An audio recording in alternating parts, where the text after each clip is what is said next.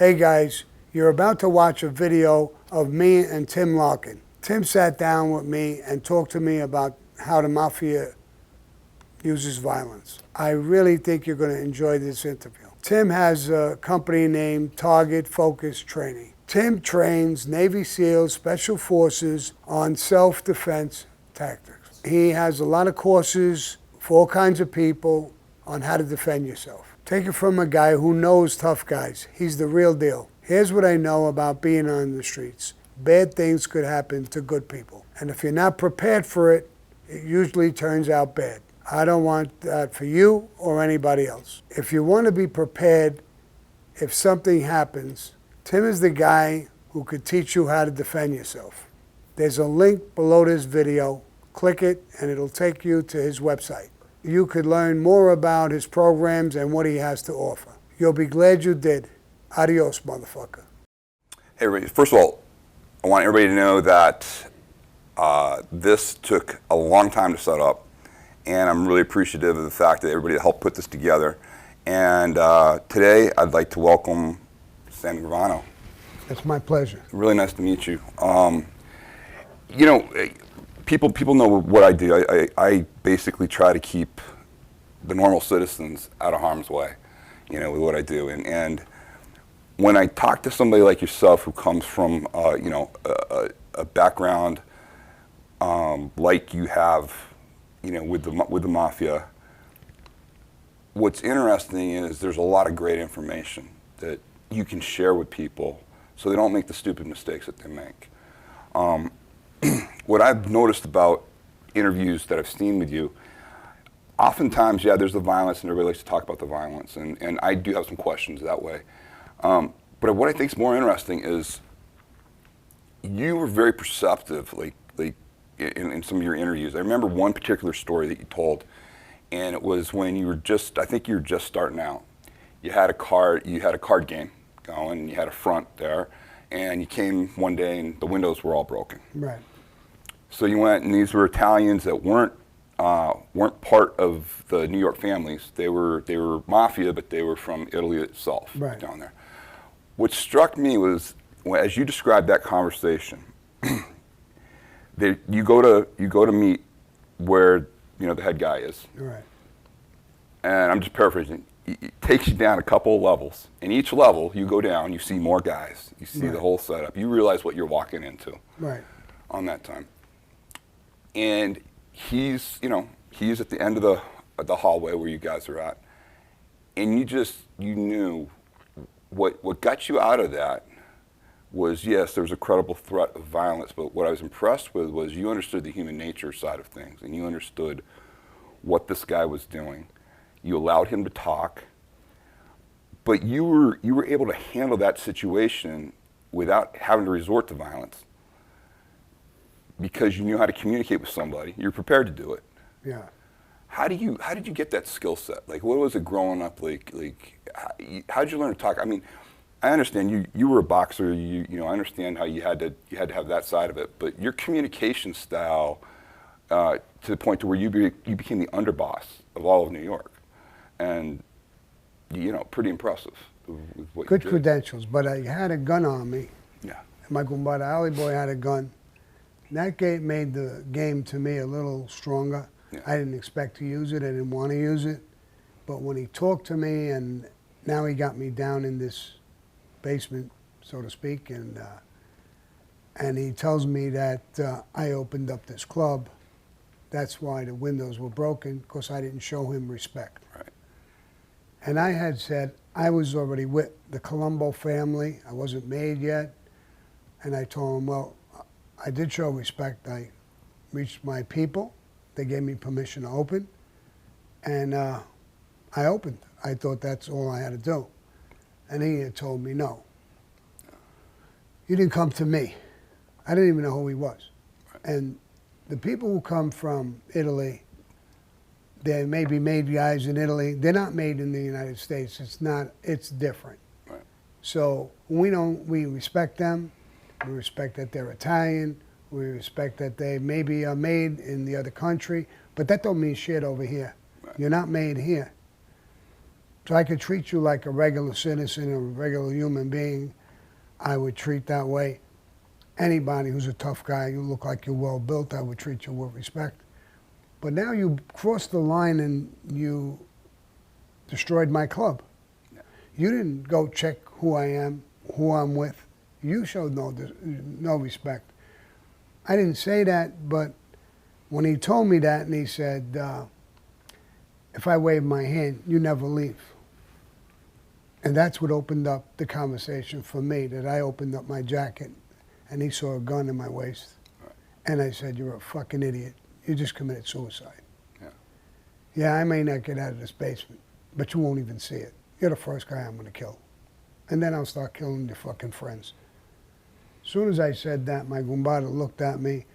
The guy that took us there, he was one of them from Italy. Right. He said something. Mally boy told him, shut the fuck up, he's not talking to you. And he opened up his jacket. There was another gun. Right. And then he leaned to me and said, Sam, you want me to kill him? No. Not yet. Not yet. I didn't want to kill him because we probably wouldn't have got out of the place. So that's not option that I wanted to. But once you went into a violent area telling me I'm not going to get out of this basement, then it's on. Yeah. And I used negotiating skills, like you said, all my life.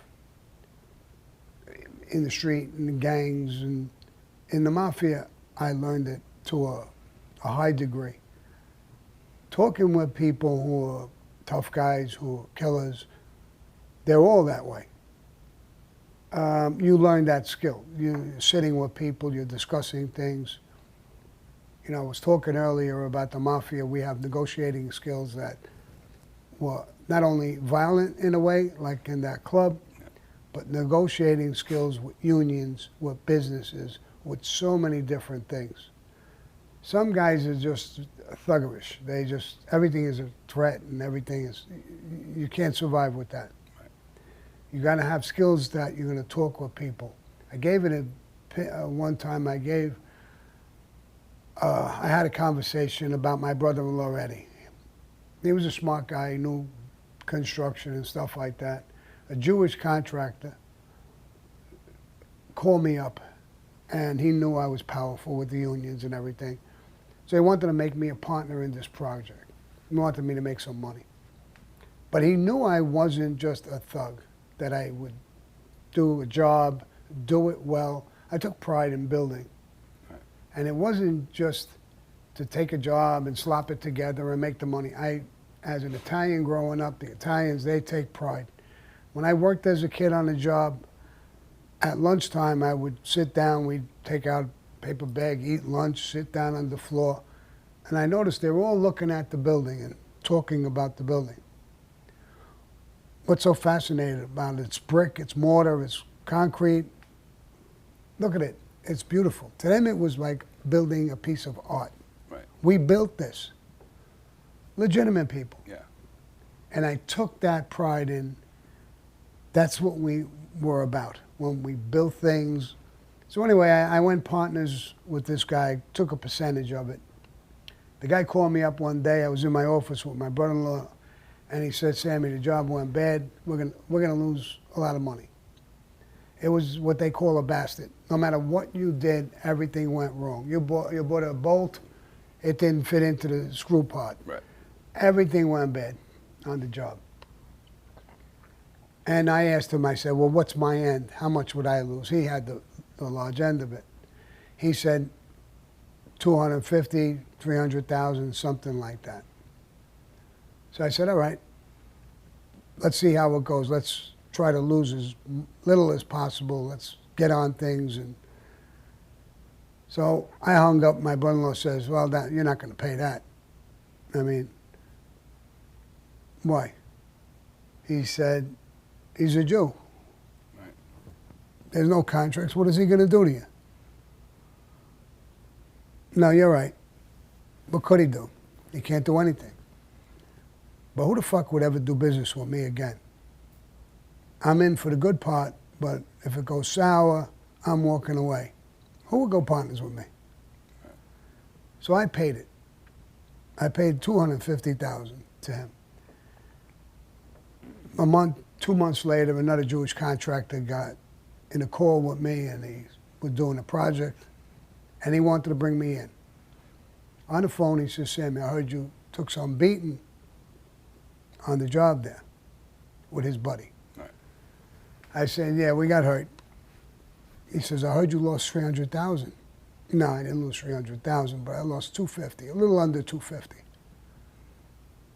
He said, you're a different kind of gangster. I don't know who would pay that money, come up with it.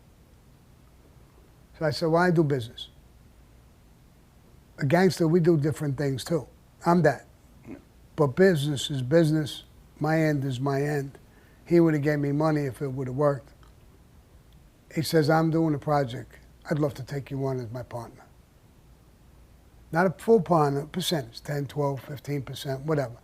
And they're not stupid. They know I can control unions, black minority groups that come and break balls on a job. I had connections to take care of all those kind of problems. So he's taken on a good partner and somebody who knows how to build and somebody who is not a crook, right, so to speak, a shakedown artist. And I got done with that phone call. My brother-in-law was there again. I said, see, would this guy be calling me if I didn't pay him? If I didn't live up to just being a business guy at some time? Yeah. If I'm always a tough guy and I'm always violent, who the fuck is going to call you? Yeah. I made about $600,000-$700,000 on that job, the second job. So you got to do a lot of things. And building, we loved buildings. Coming over, my mother was a seamstress, my father was a painter. Seems like every woman who came from Italy knew how to sew. Right. They opened up a little dress factory. Again, some Jewish contractors loved them. They treated them great. And everybody from Italy, I think, knew how to build. And they got jobs in all these construction trades. And we built everything. Right. New York, Chicago, you name it, we have our fingerprints in it. And we learned how to connive and wiggle into some of these businesses in a positive way. I was talking about, look, Meyer Lansky. Meyer Lansky goes on a lam, he goes to Vegas, and he bunks into this small town. These people are gambling. And he says, ain't you worried about getting arrested? Gambling's illegal. Yeah. Not in this town, it's legal. They passed the law. He got back to his people and the mob moved right in. They knew how to fill a void. Right. Prohibition, we moved into, underground liquor business. You guys, when you do all that, what's interesting is you're acting outside the law on a lot of. I mean, you're doing business, but what's interesting is I've noticed that I've interviewed a lot of prison gang members and groups like that. There's this level of respect that you guys all give each other because there's a credible threat. There's consequences to you not being straight up or living up to your word. Absolutely. And stuff like that. And to me, it's interesting. In some ways, it's far more easy to enforce that than the legal, doing it the legal ways. I mean, that to me is interesting. It's this theme that I see oftentimes that people miss, that the organizations are all concerned on making money. They all want control. They want power. The currency they deal in to get there, unlike like a business guy will try to get market share and stuff like this. Criminal organizations will have to have some sort of a credible threat of violence in order for them, because that's how they get initially people to do things. Then there's unique individuals such as yourself that realize, okay, I've got that covered. But the long term is we want control and we want in there. And so if we're smart about how we build our businesses and then protect those businesses, not only is it going to be a more cooperative effort, it's going to cause you less problems with, any of the law or anybody trying to give you guys a hard Right, time. I mean, right. I've seen other groups that have come in and they've just, like you said, they were just knuckle draggers and they just did pure violence, and that worked to get what they initially wanted, but they couldn't run anything after that. No, you can't stay or live off of that. Right. But you talk about violence. Violence, without violence, you're going to have chaos. Yeah. They want to defund cops. Right. Take away the cops. Now, I'm not a cop or a cop lover. I mean, I don't hate them, but you take away cops, you're going to have nothing but violence. Yeah. I would tell people now, if you had a heart attack right now, who would you want me to call? Yeah. A social worker? No. Yeah. I mean, you would call a cop who would get Yeah. to get something done. I mean, so without a credible threat of things, I see now that a guy gets arrested, he's a pedophile. He'll go to jail for a couple of years, he's back on the street. He'll get arrested again. How many times you want to let this guy in and out? Now, in our neighborhood, a guy was a pedophile, rapist. That's our neighborhood. Right. We feel we own that, and they're our people to protect. A pedophile will get killed by us. I mean, so that threat is not there like now. They're all over the place. Right. And they don't even go to jail for life or nothing. And you can't cure those people. So there's the same thing in the mob. If we have rules, we're all tough guys. You're a tough guy, I'm a tough guy, maybe physically different, but we're tough guys in our own. Without the threat of rules and you breaking those rules, I don't give a fuck what you look like, how built you are, you're going to go. Yeah. Without that threat, now your physical dominance takes over. There's no threat of dying. There's no threat of nothing. Rules are out the window, and you're going to have chaos. How do you control an army of tough guys without some rules? Right. The rules is what controls them. You can't control them. You can kill them when they break these rules. But the threat of the violence that we would do amongst ourselves, that's what kept us in check. Well, that's like I tell people all the time when they say, "Oh, you're a big guy" or whatever. And I say, if any of this, whoever this works on, is not who I'm worried about. Like if you're worried, if you look at me and think, "Oh, he's a big guy, I wouldn't want to mess with him," you're not the person that I'm worried about. The people that I have come in contact with, that's not an issue. And you touched upon that. Where have you seen, coming up through the neighborhoods and everything, when a regular citizen doesn't understand, he stumbles into a situation, maybe he gets into a fight with a guy, doesn't know he's connected or something like that. People always think in these one-on-one type situations, hey, I won the fight. You may have just beaten that guy, but now the next 6 months of your life are going to be hell. Who's he connected to? Who's his family? Who's the, people? There's consequences for stuff like that. Yeah. Where do you see regular people making just the way they conduct themselves? Where they're taking really unnecessary risks. They don't know what they could possibly get themselves into. Well, we understand legitimate people. Now, that physical, you look like you're really built pretty good. Is that, now I'm not stupid, so if I have a terrible problem with you, I'm not going to fight you. Right. I'm going to shoot you. Yeah. So that physical thing, you're better off being a smaller guy in a way. But most legitimate people conduct themselves the right way. You get somebody who's a complete asshole, and he sees, like a legitimate guy, he sees you. He could argue with you. There's a limit. He can't spit in your face. And if he does that, something's wrong with him. Yeah. I mean, you're a moron. So those are people who could get themselves in that situation. But in the mob, where there were a lot of guys all the time, and we became obvious what we look like, how we're talking, how we're dressed. So you got to be a complete moron to go in and want to be a tough guy with one of them. Yeah. You almost deserve what you're going to get. You're that stupid. Yeah. So most of the times we didn't have that. I would say in front of my place, We would hang out, who'd sit on a beach chair, we're talking, just like you see in the movies. A guy like yourself, you have a wife, she's a beautiful woman. Well, I don't know if I want to pass there. No, go right there.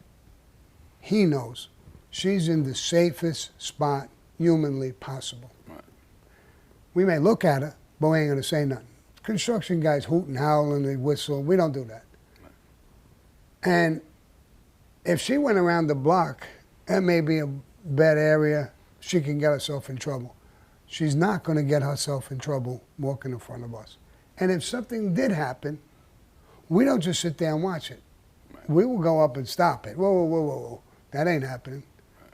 So the neighborhoods that we grew up with, the mafia, it's different than gangs and certain other things, organizations or whatever you want to call them. We feel that we're part of the community, that we're part of it. We own this community. We don't want a troublemaker. We don't want a rapist. We don't want a child molester in our neighborhood. Our wives, our sisters, our uncles, our aunts, and people live in this neighborhood. This neighborhood is ours to protect. We do certain things. And we don't do things like, some people act the fool, or maybe try to bully people or something like that, but they get checked. You know, there's a line with killing. You can actually go over that line and become what it would be like a serial killer. Right. We had a guy, Roy DeMeo, who crossed that line. We killed him. Yeah. We're not serial killers. Right. We kill each other. You break rules. You knew this is what could happen to you. That's what happens. We're not serial killers. We're not going out killing. And if a guy, you know, I've had guys and people growing up who really pushed it a little bit. I would tell the guy, bro, you know, I have no idea what you're doing. You're in the wrong spot. You're doing the wrong thing. You're going to get hurt here. I mean, I don't want to hurt him. Right. I really don't. Because I don't want to, what point am I proving? No. 5 guys will come running and we'll beat you up? That's not what I want to do. That's not what I want to be. So I would try and get away from that. Like women, I don't raise my hands to women. Some of them are crazy.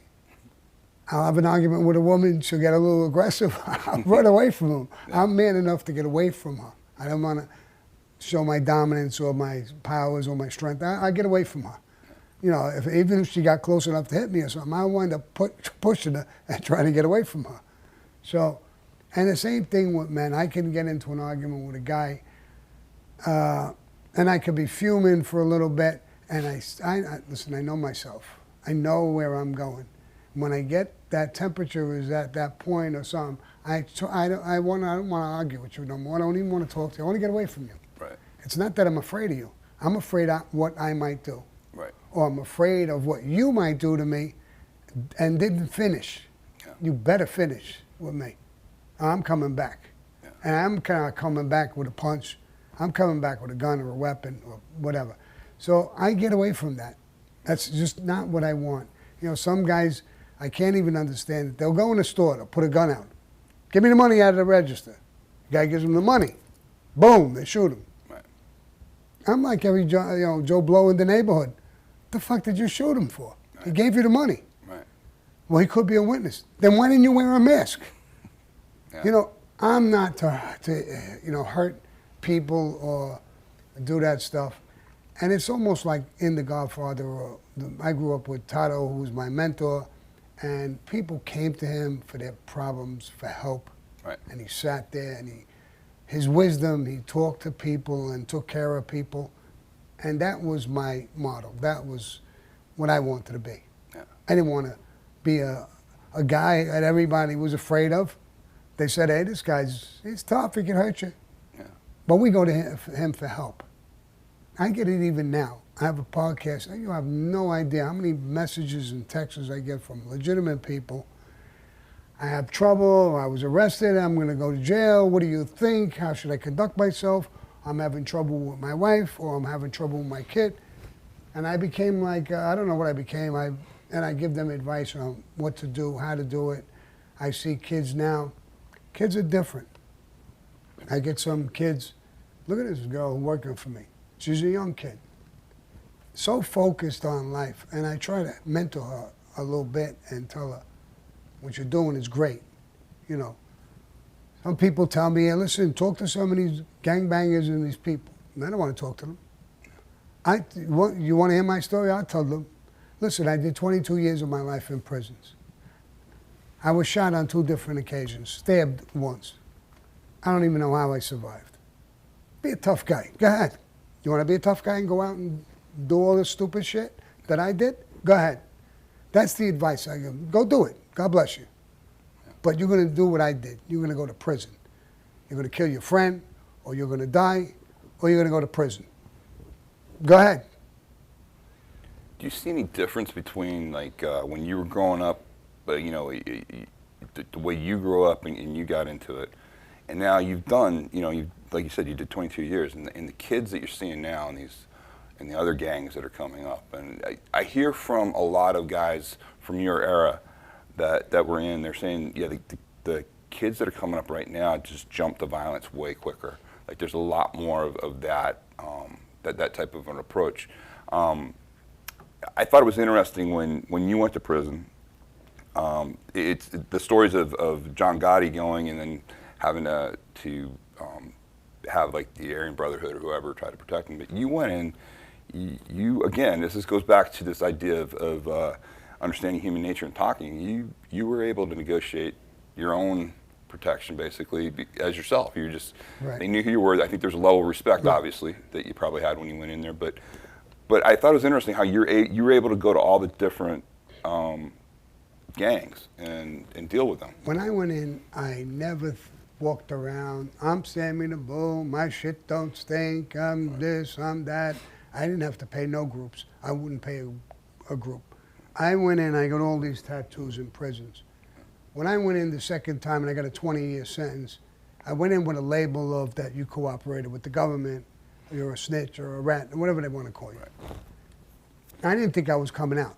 That's what all these tattoos, I said, whatever I'm going to do, as soon as I come up against it, I'm going to kill somebody in prison or whatever. Yeah. I was very friendly towards people.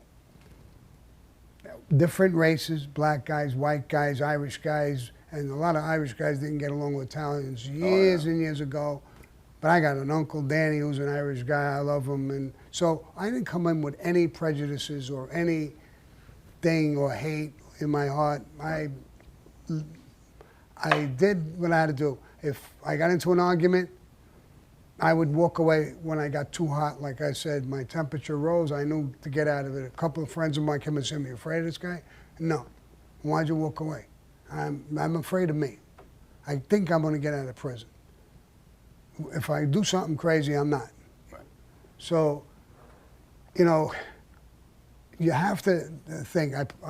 I never had problems with guys, but I did tell guys, bro, you're much stronger than me. Because I went in, I was already, when I first went in on the 20-year bid, I was 55 years old. Yeah. So when I was in my 60s or whatever, I told guys, listen, you're a strong guy, I can see it, bro. And we're arguing, we're going to wind up in a battle. I'm telling you, kill me, bro. I'm going to fight back. I can hit. Maybe I'm going to get lucky with a punch. I'm going to break your ass. Maybe I won't. But I'm telling you, if you win, you better kill me. Because I'm not taking that beat. I'm coming back, I'll make a shank, and I'm telling you right to your fucking face, I will kill you. So if you want to go, let's go. A couple of times I did get into a couple of fights, and it's cool. I don't care about winning or losing. I go in the cell, I'll fight with you. I think you will beat me. You yourself, I think you can beat me up. But you're going to go, it's almost like a fighter's in the ring. You're going to have a lot of respect for me. You're going to say, this little fuck, he fought. I hit him a million times. He should have went down. He didn't go down. He fought like a bastard. You develop that respect to fighters in the ring of boxers. At the end of the fight, they killed each other. They're hugging each other. Right. They're hugging each other not because of who won and who lost. Even the guy who won, he respects how hard this guy fought back. Right. The stamina, everything he put into this. So that's what I would do. I don't care about winning or losing. I know one thing. I'm not backing up, and I'm going to fight. And I'm going to fight my ass off. And at the end, you'll respect me. Yeah. You know, I told one guy, it was a black guy, real big guy. We got into an argument, and I said, listen, we're going to go in the cell. stupid for us to fight out here in front of guards. We'll go in the cell. But you can't win. He was way younger than me, 30 years younger than me. I can't win. And the black guys that I was friendly with, they came around right away. I don't think they were going to let this happen. So the guy says, what do you mean I can't win? I said, listen, we go in the cell, you'll beat the shit out of me. Word will get out that you beat up Sammy the Bull, who's 30 years older than you. So you beat up an old man. You're not going to get too many kudos for that. But I could still hit. If I get lucky and hit you with a shot and daze you a little bit, I'm going to knock you on your fucking ass. And that word will go around that old man, Sammy the Bull, broke your fucking ass. He started laughing. All the black guys started laughing. He says, you're right. So awesome. we laughed. We have coffee. We talking. So I had that attitude in prison, so I didn't have trouble with people. Right. I gravitate to a tough guy. Yeah. I relate to them very easily. You know, I don't like a weasel type of guy, weak. But I gravitate to tough guys, and I'm not afraid of them because I like them. Right. And I didn't have that much problem, too many problems. You know, once in a while I had a little bit of a problem, and I had a fight. I got, you know, I don't even know if I won or lost. We threw a whole bunch of punches. We both a little bleeding, and the guy's grabbing and pulling it apart. So I don't even know if I won or lost, but it don't matter to me. Right. You know, so it's the way you conduct yourself. John conducted himself with a tremendous attitude, like I'm John Gotti. Right. And he was very racist. He was really, a lot of people don't know that he was a racist. And he said a lot of bad racist comments and stuff like that. And some black guy beat him up, really bad, gave him a bad beat. And that's how he went to the Aryan brothers he paid the money to protect him. Yeah. I didn't need that. I didn't want that because I didn't have that attitude. So if you don't have that attitude, a lot of times a guy won't, why would he want to just beat you up? Right. Unless he wants to make a name of himself. I killed Sammy the Bull and put the little teardrop on his eye. Right. That, you know, some nut. But the normal guys and stuff, and I got along with people like that. I always did. So, and prison was no different.